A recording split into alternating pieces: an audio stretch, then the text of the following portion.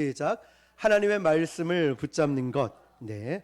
자, 실제 제목은 하나님의 백성들이 살 길. 첫 번째로 하나님의 말씀을 붙잡는데요. 이 붙잡는 것이 그냥 말씀을 붙잡는 것이 아니라 이 말씀에 내 운명을 걸고 내 모든 것을 걸고 붙잡는 것을 의미하고 있습니다. 자, 그러면 이사야서 강의 20번째 시간으로 하나님의 백성들이 살 길 첫 번째로 하나님 말씀을 붙잡는 것에 대해서 은혜를 나누도록 하겠습니다.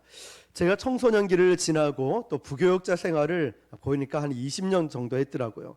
또 담임 목사가 되어서 사역을 할 때 보면 참 수많은 일들이 있었습니다. 그런데 그 과정을 겪으면서 제가 거듭 확인할 수 있는 것은 한 가지였어요. 하나님은 정말 좋으신 분이시다. 하나님은 참 좋으신 분이시다. 이걸 깨달았다는 사실이죠. 가난할 때나 부할 때나 잘날 때나 못났을 때나 병들었을 때나 그리고 건강할 때나 슬플 때나 괴로울 때나 변함없이 우리 하나님은 참 좋으신 분이십니다. 그분의 지혜와 능력, 사랑은요, 저에게만큼 또 우리에게도 그렇겠지만 완벽하셨습니다. 늘 하나님의 사랑을 생각하면 감격과 감동이 됩니다. 그러므로 우리는 하나님을 더 알려고 하기 위해서 노력을 해야 됩니다. 하나님은 알면 알수록 또 하나님의 그 놀라운 선하심이 우리 삶에 깊이 흡수되기 때문이죠. 우리가 이사야서 말씀을 계속 보고 있는데요, 이사야서 말씀을 보면은 계속해서 우리 여호와의 종 또 예수 그리스도를 통해서 저와 여러분 이 백성들이 회복되는 이야기를 이사야서에는 담고 있습니다. 하나님께서는 십자가의 고난을 통하여서 이제 하나님의 백성들을 구원하신 회복과 능력의 길을 열어 놓으셨습니다. 믿으십니까? 자, 그럼 이제 문제는 뭐냐면 하나님이 구원의 길, 축복의 길을 열어 놓으셨어요. 쉽게 말하면 천국 잔치상을 펼쳐 놓으셨다는 거죠. 그러고 나서 많은 사람들을 돌아오라고 초청을 하고 계십니다. 하나님께로만 돌아오면 모든 것이 회복될 거니까 너는 이 잔치에 와라, 너는 이곳으로 와라 말씀하시는 거죠. 오늘 본문에서 우리는 그 하나님의 은혜의 식탁으로 초대하는 것을 볼 수 있는데요, 1절을 같이 한번 성경에서 읽어볼게요. 시작. 오라 너희 모든 목마른 자들아 물로 나오라. 돈 없는 자도 오라. 너희는 와서 사 먹되 돈 없이 값 없이 와서 포도주와 젖을 사라. 아멘. 자, 1절 말씀 보니까 오라고 말씀하시고 나아오라라고도 말씀하시는데요, 여기를 영어 성경에 찾아보니까 아주 강력하게 표현을 합니다. 그냥 오라는 정도가 아니라 야 빨리 와, 진짜로 오라고, 장난 아니야, 빈말이 아니야, 너 꼭 와야 돼, 정말로 와야 돼, 너 부탁인데 꼭 와, 이런 의미를 담고 있어요. 하나님의 애틋한 마음이 담겨 있다는 거죠. 사실 생각해보면 축복을 주시는 쪽이 누굽니까? 하나님이시죠. 하나님은 아쉬울 것이 하나도 없으신 분이세요. 하나님은 이렇게 저 자세로 낮춰서 너 좀 와줄래? 너 꼭 와야 돼 약속했어, 이럴 필요가 없으신 분이세요. 하나님은 돌아온 탕자처럼 이 탕자를 기다리는 심정으로 우리에게, 저와 여러분에게 너 일로 와야 돼, 너희 모든 목마른 자들아 이리로 오라고 말씀하고 계셔요. 하나님은 우리의 인생을 한마디로 이렇게 정의합니다. 목마른 인생이라고. 저와 여러분, 우리 모두의 인생이 목마른 인생이라고 진단을 하십니다. 거친 세상에서 시달리고 탈진되고 외롭고 지쳐있는 저와 여러분을 보시고 오라고 말씀하시는 거예요. 목마른 자가 저와 여러분이기 때문에. 그런 힘든 세상을 살면서, 이 땅을 살아가면서 왜 그렇게 미워하고, 왜 그렇게 의심을 하고, 왜 그렇게 공격을 하고 마음이 거칠어졌는지, 황폐한 저와 여러분 우리들의 마음이 바로 이렇게 목마른 인생이라고 보고 계시는 거예요. 사막에서 물을 마시지 않으면 어떻게 될까요? 몸에 있는 장기가 다 말라서 죽게 되듯이 우리 인생의 목마름에 영원한 하나님의 생명수를 해결하지 않으면은 살아갈 사람이 아무도 없다는 것이죠. 하나님은 목마른 저와 여러분을 위해서 풍성한 물과 식탁을 준비하셨는데 중요한 포인트는 이겁니다. 아무리 맛있는 걸 차려놓아도, 아무리 뷔페를 차려놓아도 그게 10만 원, 20만 원 되면 가겠습니까? 하나님은 이런 은혜의 식탁을 마련해놓고 뭐라고 말씀하시죠? 공짜라고 말씀하셔요. 공짜라고. 기분이 좋아집니까? 돈 없이 값 없이 와서 살아. 여러분, 여기서 값없이 와서 사는 물은 구원을 상징합니다. 구원. 많은 사람들이 이 좋은 구원을 공짜라는 사실을 믿지 않는 사람도 있고, 공짜라고 하니까 너무 쉽게 생각을 합니다. 그런데 하나님 편에서는 구원은 절대 공짜가 아니죠. 예수 그리스도의 생명을 주시고 그 죄값을 치렀기 때문에 이게 공짜가 된 거지, 하나님 입장에서는 가장 값비싼 대가를 치른 것입니다. 그래서 구원은 선물이라고 하죠. 여러분, 선물이 뭘까요? 선물은 주는 사람 마음이지 받는 사람 마음이 아닙니다. 그래서 받는 사람은 어떻게 받아야 되냐? 감사함으로 받으면 됩니다. 이 구원이야말로, 구원을 받아야 우리가 하나님께로 가서 생명수를 마셔야 인생의 방황이 끝나고 목마름의 본질을 해결할 수가 있습니다. 그런데 여러분, 안타깝게도 인간들이 자꾸만 잘못된 곳에 가서 답을 찾으려고 합니다. 2절을 한번 보면요, 너희가 어찌하여 양식이 아닌 것을 위하여 은을 달아주며 배부르게 하지 못할 것을 위하여 수고하느냐? 내게 듣고 들을지어다. 그리하면 너희가 좋은 것을 먹을 것이며 너희 자신들이 기름진 것으로 즐거움을 얻으리라. 아멘. 2절 말씀 보니까 양식이 아닌 것을 위해, 두 번째로 배부르게 하지 못할 것을 위해 왜 수고하느냐 말씀하는 거죠. 이것은 세상이 주는 성공과 욕망을 말합니다. 화려하게 보입니다. 맛있어 보여요. 그런데 그건 불량식품인 거예요. 먹어도 진짜 양식이 아니라는 거죠. 그런 화려해 보이고 배부르지 않을 것을 보면서 우리 주님이 뭐라고 말씀하시냐? 왜 그것을 위해서 수고하느냐라고 하는 거예요. 여러분, 우리가 일을 하고 있는 분들에게 이런 얘기를 잘하죠. 아이고, 수고가 많으십니다. 아이고, 수고가 많으십니다. 가만히 보면 정말 우리는 수고가 많은 것 같아요. 제가 신방을 여기저기 막 다니다 보면 어떤 직업이든지 간에 아침 일찍이 나가서 밤늦게 들어오시고 그 땡볕에 일을 하시고 그렇게 식사도 제대로 못 하시면서 밤낮 할 것 없이 정말 열심히 일하시는 분들을 봅니다. 그렇게 열심히 번 돈으로 그저 하나님 은혜에 감사하여 헌금하고, 그 바쁜 와중에도 아침에 일찍 교회 오셔서 청소하고 정리하고 봉사하고 섬기시고, 우리 성도님들 보면 얼마나 귀한지 모릅니다. 여러분, 정말 고생이 많고 수고가 많은 것 같아요. 또한 한국 사람들처럼 일을 이렇게 열심히 하는 민족이 없는 것 같습니다. 예전에 스타벅스 회장이 한국 와서 놀랬다고 합니다. 전 세계의 스타벅스가 밤 12시가 넘도록 계속 돌아가는 나라는 한국뿐이라는 거죠. 정말 열심히 살아갑니다. 정말 치열하게 살아요. 그런데 오늘 2절 말씀에 하나님이 뭐라고 말씀하시냐면 안타깝다고 말씀하셔요. 안타깝다고. 얘들아, 너 정말 열심히 사는데, 너 정말 치열하게 사는데 돈과 명예, 인기를 얻기 위해, 아니면 헛된 수고를 위해서 왜 그렇게 치열하게 사느냐? 그 끝에 뭐가 남겠느냐 말씀하시는 거죠. 영국 비틀즈의 멤버였던 존 레넌이 한참 인기 절정에 있었을 때에 TV의 토크쇼에 출연을 했습니다. 그때 이 존 레넌이라는 사람은 세계 가수 역사상 가장 많은 돈을 벌고 가장 큰 명예와 인기를 누리고 있던 때였습니다. 그때 토크쇼를 진행하는 MC가 이런 질문을 합니다.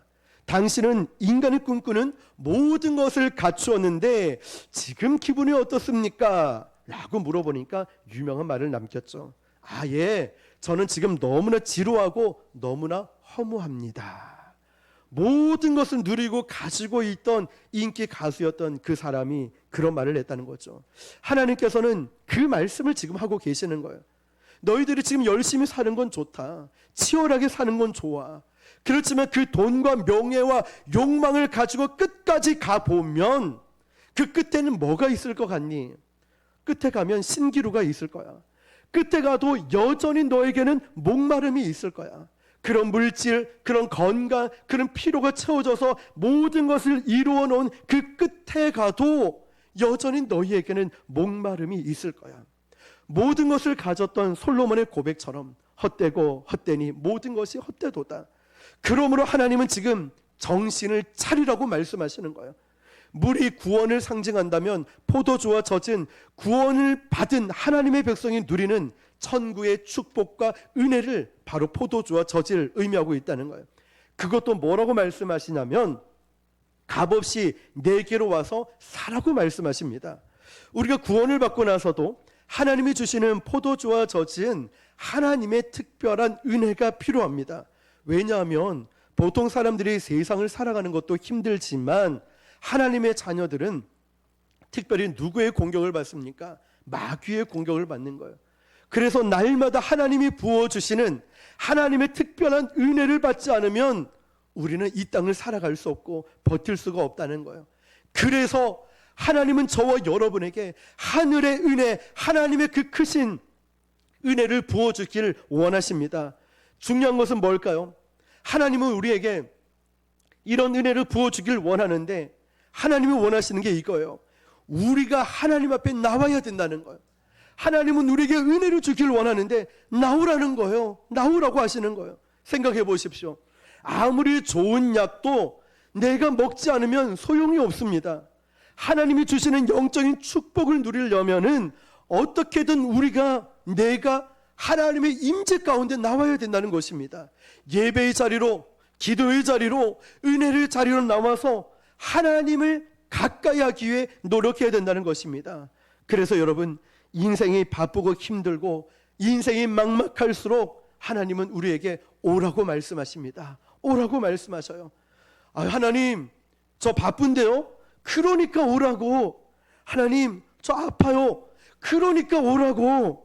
하나님, 나 지금 해결할 문제가 너무 많은데요? 그러니까 오라는 거야. 하나님, 나 지금 빚이 너무 많아서 이 빚을 갚아야 돼요. 그러니까 오라는 거야. 그러니까. 얘야, 사랑하는 아들아, 사랑하는 딸아, 네가 지금 이렇게 뛰어다닌다고 그것은 그 빚이 갚아지는 게 아니야. 사랑하는 아들, 딸아, 네가 지금 설득한다고 그 사람은 설득될 사람이 아니야. 네가 지금 뛰어다닌다고 해결될 문제가 아니라는 거야. 그러니까 좀 오라고. 바쁘니까 힘드니까 오라고. 와서 내가 하늘의 은혜를 부어줄게. 내가 나의 능력을 너에게 부어줄 거니까 오라고 말씀하시는 거예요. 여러분, 저는 말씀을 준비하면서 우리가 개척을 하면서 지금까지 오면서 특별히 하나님의 은혜 가운데 부흥과 성장을 경험하고 있습니다. 그런데 계속 마음속에 일어나는 생각이 이거예요. 우리가 교회가 성장하고 사역이 많아지면 어떻게 될까요? 사람이 많아지면 당연히 문제도 많아지겠죠. 그럴수록 엎드리는 시간, 말씀의 깊이로 더 깊은 곳에 들어가는 시간이 더 필요하구나, 이런 생각이 듭니다. 어느 시점이 되면 이제 일꾼도 많이 생기고 하면은 저는 말씀과 기도에 더 많은 시간을 이제 가지려고 합니다. 교회에 문제가 많아진다. 어떻게 해야 될까요? 이 문제를 풀려고 자꾸만 파고 들어야 될까요? 아닙니다. 문제가 많아지면 어떻게 해요? 기도의 시간을 늘리는 것입니다. 현장에 있는 시간을 줄이고 말씀과 기도의 시간을 늘릴 수 있길 바랍니다. 문제는 내가 해결할 것이 아니라 하나님께 맡기며 하나님의 지혜를 구하고 하나님의 다스리심을 구할 수 있길 바랍니다. 문제가 많아지면 어떻게 해요? 기도의 시간을 늘리는 거예요. 문제의 깊이가 크면 내 기도를 더 깊은 임재 가운데 들어가야 되는 줄 믿습니다. 보십시오. 넘실대는 홍해 앞에서 이스라엘 백성들은 패닉 상태였습니다. 어떡하지? 뒤에는 애국 군대가 쳐들어오고 앞에는 홍해가 넘실거리는데, 야야, 나룻배라도 좀 구해와봐. 아니면 어떤 좀 무기라도 구해와봐. 이러는 이스라엘 백성들에게 하나님이 뭐라 말씀하실까요? 너희들 설치지 말고 너희는 가만히 있어. 내가 하나님 됨을 알지어다. 하나님이 그거를 말씀하셔요. 설치지 마. 그냥 돌아다니지 말고 잘 봐. 너희는 가만히 있어. 내가 하나님 됨을 알지어다. 왜냐하면 이 고난에 이 애국 군대가 쳐들어오고 홍해 앞에 일부러 하나님이 끌고 왔어요. 무엇을 보여주시기 위해서? 하나님이 하나님 되심을 보여주기 위해서, 애국보다 훨씬 더 강한 하나님의 능력을 보여주기 위해서 이스라엘 백성들을 출애굽해서 굳이 홍해를 건너게 하셨다는 사실이죠. 애굽 모세만 그랬습니까? 여호수아도 요단강을 건너게 만들면서 하나님이 하나님 되심을 보여주시지 않았습니까? 여러분, 우리 인생 가운데 어중간하게 힘들 때는 맞아요. 내 노력과 열심으로 하면 됩니다. 그렇지만 정말 힘들 때는 가만히 계십시오.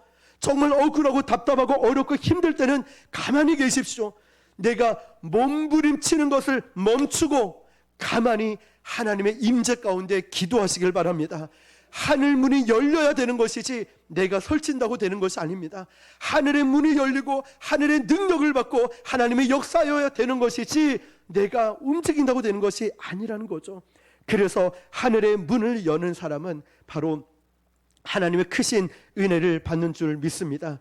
그래서 오늘 말씀 제목처럼 하나님의 백성인 저와 여러분이 살 길은 한 가지예요. 첫 번째가 이겁니다. 하나님의 말씀을 붙잡는 거예요. 하나님 말씀을. 2절 보니까요, 하나님께서는 너희들 왜 그렇게 만족을 주지 못할 것을 위해서 처절하게 치열하게 열심히 살아가느냐. 그러면서 2절에 이렇게 말씀하시죠. 내게 듣고 들을지어다. 내게 들어라가 아니죠. 내게 듣고 들을지어다. 무슨 말이냐면 내 말씀을 먹고 또 먹어라. 말씀을 듣고 또 들어라. 말씀을 먹으라는 거예요. 여러분, 좋은 것을 먹어야 진짜 인생의 해답을 찾은 것이죠. 진짜 좋은 것을, 진짜 영원한 기쁨을 얻는 것입니다. 세상에서 주는 음식이 아니라 우리에게 영원한 기쁨과 해답은 세상이 주는 음식이 아닙니다. 생각해 보십시오. 자동차가 휘발유를 먹고 가는 거지 오렌지 주스를 먹고 갑니까? 아니죠. 우리는 하나님의 말씀을 먹도록 창조되었습니다. 사람이 떡으로만 살 것이 아니요 오직 하나님의 입으로 나오는 말씀으로 사는 것입니다. 아멘이십니까? 3절입니다. 같이 읽어볼게요. 시작. 너희는 귀를 기울이고 내게로 나와 들으라. 그리하면 너희의 영혼이 살리라. 내가 너희를 위하여 영원한 언약을 맺으리니 곧 다윗에게 허락한 확실한 은혜이니라. 아멘. 여러분, 이 말씀에도 너희는 귀를 기울이고 집중하라는 뜻이죠. 내게로 나와 들으라. 이 말씀이 뭘까요? 하나님의 백성이 살 길은 첫 번째 하나님 말씀을 붙잡는 것뿐입니다. 믿으십니까?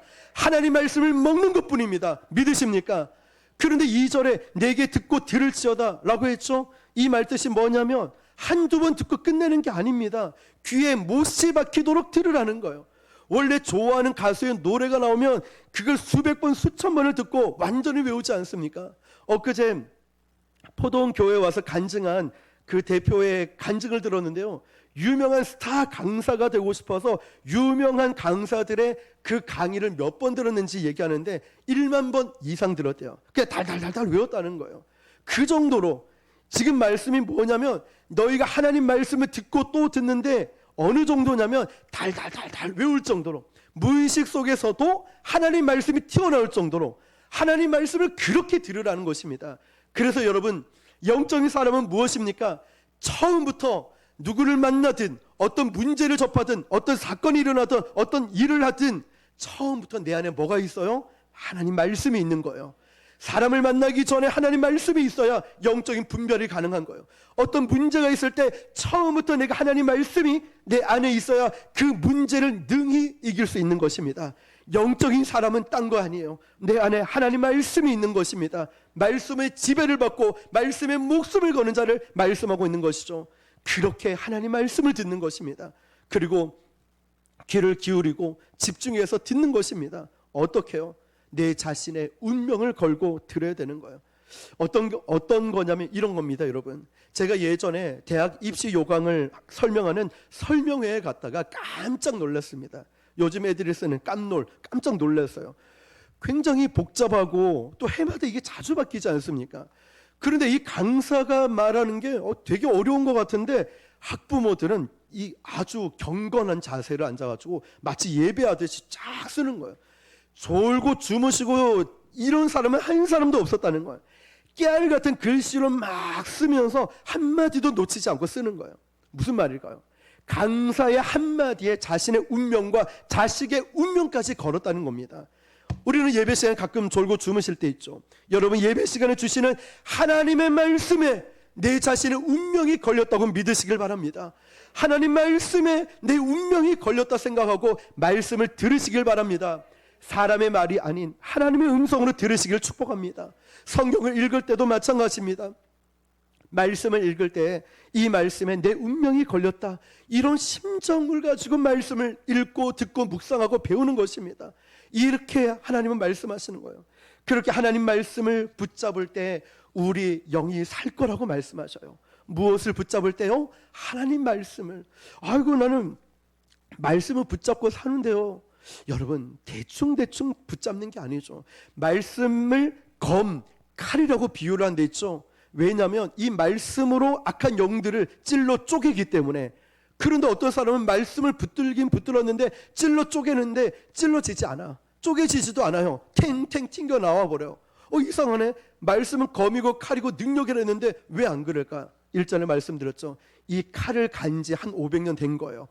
이 칼이 전혀 먹지 않아요. 우리가 하다못해 과일을 깎을래도 음식을 하려도 칼을 짝짝 갈고 나서 해야 되는데, 그럼 말씀의 검을 어떻게 갈까요? 말씀을 묵상하고 말씀을 듣고 말씀을 적용하고 말씀을 연구하고, 이게 말씀의 검을 가는 거예요. 근데 갈지도 않은 채 어떻게 그 능력을 기대하겠습니까? 자, 여러분, 오늘 본문 말씀 보면 지금 하나님은 예수님을 안 믿는 사람에게 들어라 이런 거 아닙니다. 지금 이 말씀의 수신자, 말씀을 듣고 있는 대상자가 누구냐면 수백 년 동안 하나님의 율법을 가지고 있는 이스라엘 백성들에게 말씀하시는 거예요.